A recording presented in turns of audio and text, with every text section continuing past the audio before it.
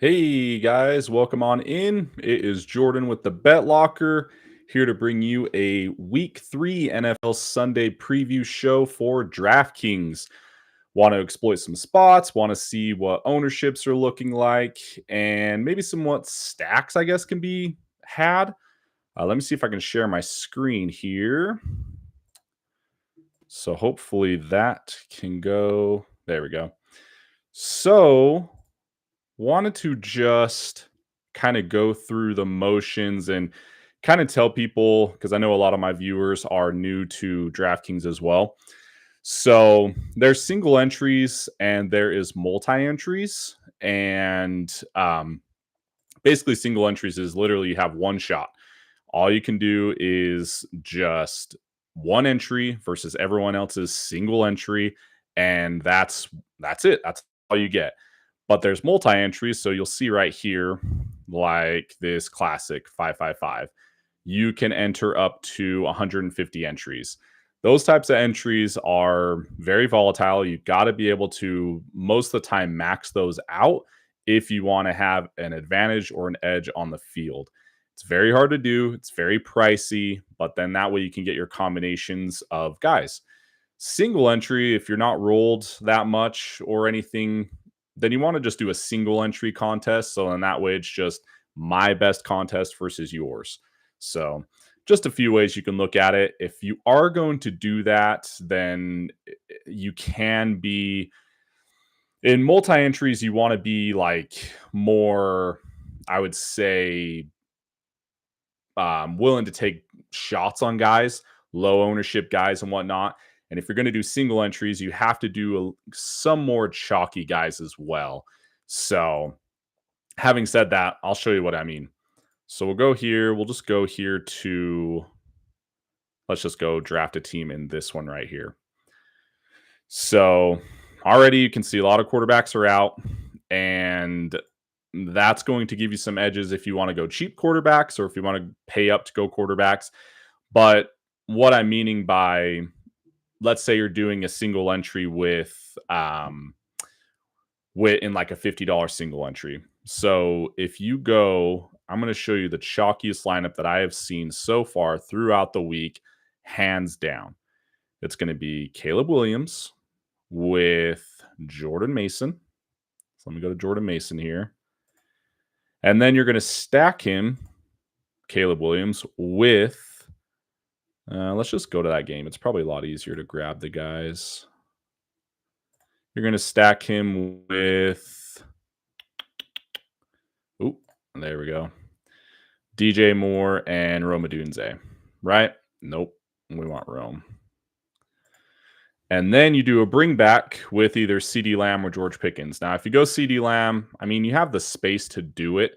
So if you go CeeDee Lamb, that leaves you with 5,000 per player remaining. That stack right there is going to be the most popular on the slate. Now, it is widely talked about that that is going to be the most popular, so that might scare guys off. So my recommendation is you're going to want to play this in a couple different, I would say, like multi-entry versions, and then that way you're not too chalky in the single entry ones. So if you go here, and you're going to have to get different. So Jordan Mason's going to be the highest running back on the slate. He's the cheapest. He's going to be the starter with Aaron Jones out. So that's a chalky person that you're going to maybe want to take with these guys, but you have to get different. So if you do something like that, and let's see, you go running back. Now we got to do all games.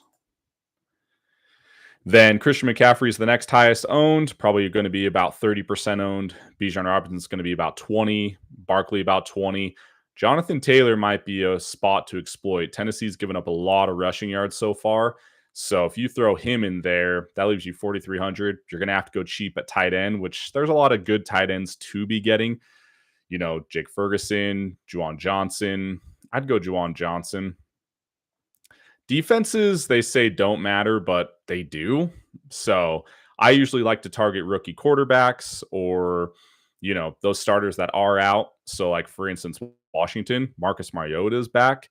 And Raiders didn't look great last week again, but that was against Justin Herbert. So no one's going to look great against them. But against Marcus Mariota, Raiders might look like the best defense this week. So if you go him or them in defense, I mean, that leaves you 6,900 in the flex. You can go get almost anyone, whoever you want. Chase Brown, Ladd McConkey. So, I mean, that's a good lineup. You're kind of getting different with Jonathan Taylor, but it's pretty chalky. That's going to be really chalky. So that's the point that I want to make is you're going to want to be able to exploit different spots that aren't too chalky depending on what contest you're getting into. Maybe do this contest in the $3 or the $15, $20 ones, but then you're going to have to do other risk-taking lineups beyond this point because everyone is thinking about this one right here regardless. So let's make another one. So that's the basic form of stacking as well. A quarterback plus 2 wide receivers, a bring back, and then you can correlate it maybe sometimes with the running back, but there's also what's called an onslaught. So let me show you an onslaught lineup. That would be something like Justin Herbert. And then it's not really good because there won't be any running backs, but you would be, I'll show you a better onslaught. Onslaught would be, which is a quarterback plus 4. So you'd be Dak Prescott, and then you'd be Javonte Williams, and then you'd go wide receiver. Let me just go to that game. It's also a game stack or a onslaught stack. So then you go CeeDee Lamb, George Pickens. This is a true onslaught. Is going to be, let's see. With tight end, you're going to go Jake Ferguson. And I mean, that is a true onslaught stack. You have Dak Prescott plus 4. So George Pickens is looking really good this week. I don't think he's going to be really high owned. And he's had 73 pass interference yards called against him. If those go his way and he gets the catches, then, I mean, we're looking at a much different, stats for him, and everyone might like him. But no one is really on him. They're obviously going to be clicking CeeDee Lamb's name, even though he doesn't save you any salary. But he looks pretty good this week. Anyways, that's a example of an onslaught stack. And then Rome Odunze is probably going to be even more popular than DJ Moore this week. Rightfully so. He has the big upside. He had those 2 touchdowns last week. Everyone's going to be clicking his name. But DJ Moore still gets those screen passes. So to get different right there, automatically you click his name instead. That's your bring back. And we would throw him in the receiver. So that is a game stack, onslaught stack. I mean, that you are getting different. People, are scared to do onslaughts because they, you do a quarterback plus 4. Unless you love that team, it's really tough to do mentally. So, but it leaves you 4,900. You obviously plug in the Jordan Mason chalk of the week because you're either with the entire field or you're not. I mean, you either take a stand or you just go with them. And then whatever 50% of you guys do with that exact position, then you're all in the same boat. And then you get different elsewhere. So the difference elsewhere in this type of lineup is you just stacking one game and one team. Not a lot of people like to do that. So that's another, recommendation or line that you could take. The last 2 weeks, though, and this is always adjusting for the field, is going to be like last week. No one was on Russell Wilson and Malik Neighbors. And I think Russell Wilson was probably 1% owned, and Malik Neighbors was like 8% owned. And the winning Millie maker was that exact stack with Amon-Ra St. Brown, who was only 9% owned because no one believed in the Lions offense. And so weird things like that happen all the time to win certain contests. So my point is in DFS and in DraftKings, you need, and I've said this before and I'll say it again, you have to be comfortable with being uncomfortable. If you want to win first place or top 5, you have to either be willing to be in last place or that first place. And the only way you're going to do that is to dodge chalky lineups and to take risks and to take stands on guys that other guys aren't thinking about. So, for instance, QB, I guarantee you this week it's going to be Jalen Hurts might not be, but the chalk guys are going to be Dak Prescott, Caleb Williams, rightfully so. I mean, their secondaries are horrible. So then you take a stand and you go, you know what? I'm going with Drake May because he can do it with his legs and he can do it with throwing. And the secondary for Pittsburgh has given up a lot of yards already this week or this year. So you go Drake May. Then let's go a little stack with Keyshawn Booty. Keyshawn. And then the hard part about it also is you want to, I mean, a lot of people are also scared. I'm scared with this stack. You don't know if it's going to be Ramondre Stevenson or Travion Henderson, but let's say you go Ramondre Stevenson and then you go a bring back with, where is he? Wide receiver. You go bring back with DK Metcalf. That alone right there, people are going to be scared to take that lineup. But if you pair them with now get off the Jordan Mason chalk and you go with a Bucky Irving because the Jets have given up a lot of rushing yards too, a lot of dump offs, a lot of rushing yards. They want to control that pace. They want to get that win at home for their home opener. You're different right there. You go tight end. Everyone's going to be on McBride and Bowers like always. But you go to someone like TJ Hawkinson, you got Carson Wentz throwing over there. He might do a lot of dump offs to a little seam passes to Hawkinson this week. He might like to do that. Little comfort passes. And look how much that leaves you. 6,000 per player. You throw in any defense. Defenses, like I said, you want to be targeting probably those rookie quarterbacks. So there's quarterbacks that haven't been playing for a while. So you could go anyone. I mean, let's see. Or you can go see, you can even go expensive on this one. You can go Tampa Bay because Tyrod Taylor's playing. He could do it with his legs and whatnot, but Tyrod's got to be rusty and a little bit older now. 7,300 for wide receiver and for flex.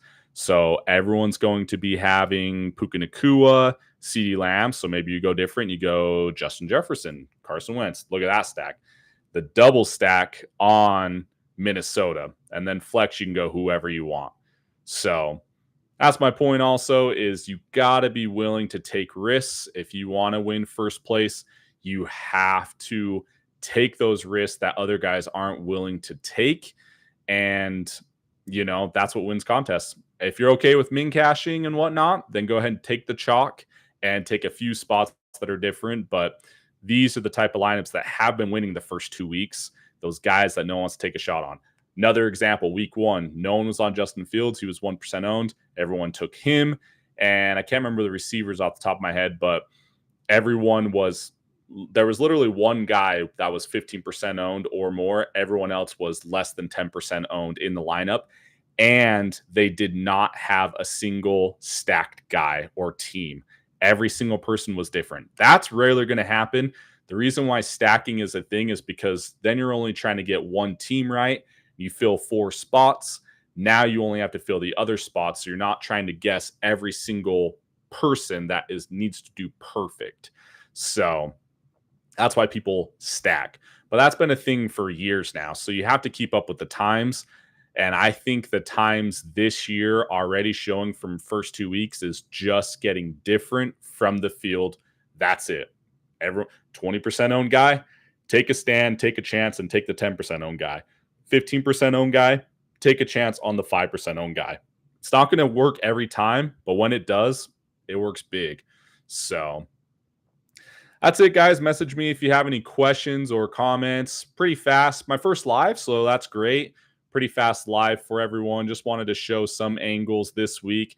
That chalky lineup is going to be either Dak Prescott stacks or Caleb Williams stacks. So you need to be looking for other places to get different.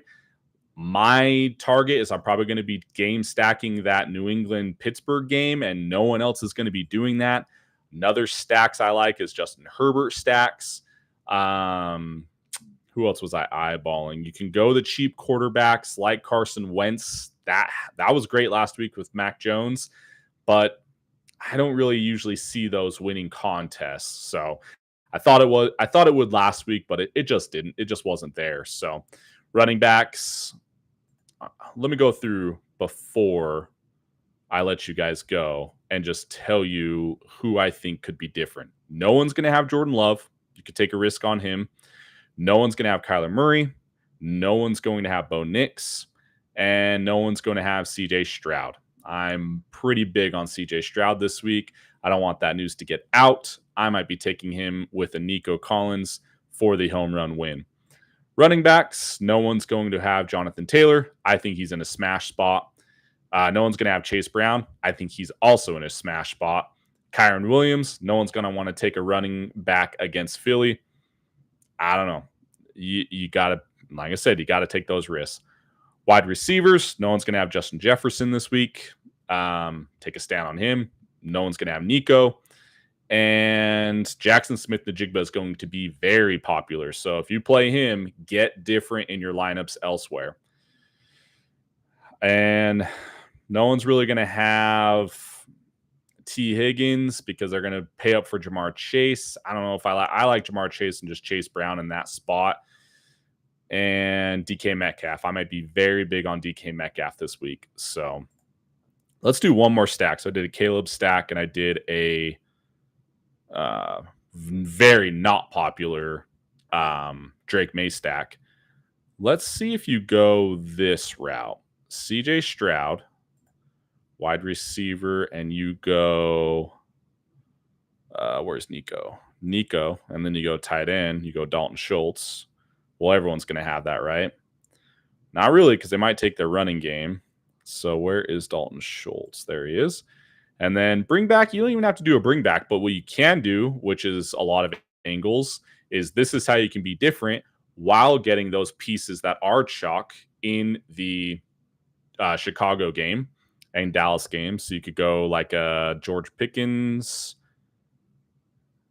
and a Romadunze. Right there, you're doing a game stack. Well, no, sorry. You're doing a team stack with a game stack of rivalry receivers, which I have seen happen a lot. So then you could throw in a running back of guy that I'm big on, Jonathan Taylor. Take the chalk on Jordan Mason. And then you just throw in a defense. Let's just throw in a cheap defense. Whoops. Raiders. Look at that. 7,700 for your flex. Puka Nacua. Boom. Lock it in. You're different with CJ Stroud and Nico Collins. You have Puka Nacua. You still have that chalk. Well, could be chalk and could be potential huge fireworks with George Pickens and Rome Odunze. Got that chalk and Jordan Mason. So how to get off that is with Jonathan Taylor. No one's going to have that Raiders defense exploiting Marcus Mariota. So that's it, guys. Join me next week. I love doing these preview shows and got to get exploitable. Got to see those spots that you're willing to take and die on the heel. And here is another little preview. Go to TheBetLockr.com, which is this right here. This is where you can get all of my DFS cheat sheets and you can get all of our picks. We went 8-3 with our NFL picks.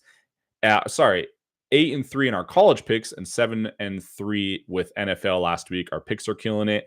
I also had the two top stacks, Lions and San Francisco 49ers last week on my DFS cheat sheets, and it gets unlocked fairly cheap, very cheap compared to everywhere else that you're shopping around the market. $6.99 weekly, $19.99 monthly, which I just wanted to make sure it was cheap and you get access to everything, including our Discord. Our Discord members went 2 nights ago on Wednesday night. One of our Discord members went 6-0 in MLB, and some of the guys tailed, and it was awesome. So just being a part of that community is great. That comes with your membership, and you get everything you see here, including the very popular DFS cheat sheet. That's already posted now, and you can go ahead and buy it, and you'll get access to it. So let's have fun this week, guys. Let's make some money, and we will see you next time. We'll see you guys.